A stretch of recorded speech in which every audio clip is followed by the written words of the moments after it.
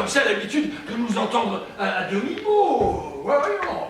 Bon, écoute, Gorgias, je suppose que tu ne seras pas surpris si je te pose une autre petite question.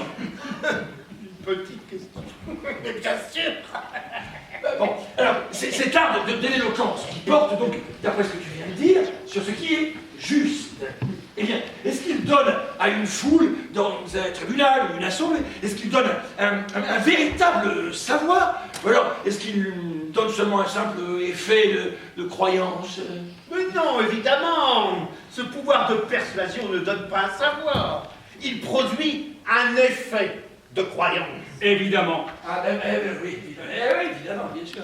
Oui, c'est sûr que dans le peu de temps de parole dont on dispose dans une assemblée ou un tribunal, il est difficile de procurer à une foule un véritable savoir sur un sujet aussi difficile que celui de la justice.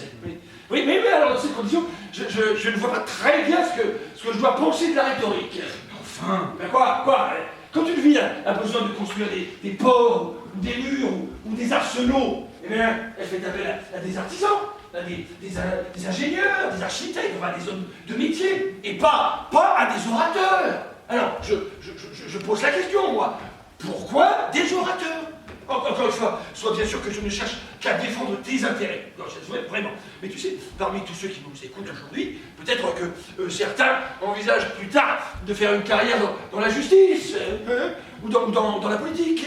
Et ils se disent qu'en venant t'écouter, ils y arriveront plus facilement. C'est bien pour ça que vous êtes venus aujourd'hui, non? Si? Hein? Oui, non? Oui. Ah bah voilà. Alors, tiens, imagine que ce soit eux qui te posent la question, Gorgias. Imagine qu'ils te disent, qu'ils te demandent, dis-nous, Gorgias, en quoi tes leçons vont-elles nous servir? Socrate, ces murs d'Athènes, cette organisation de nos ports, ces arsenaux dont tu parles, à qui les devons-nous?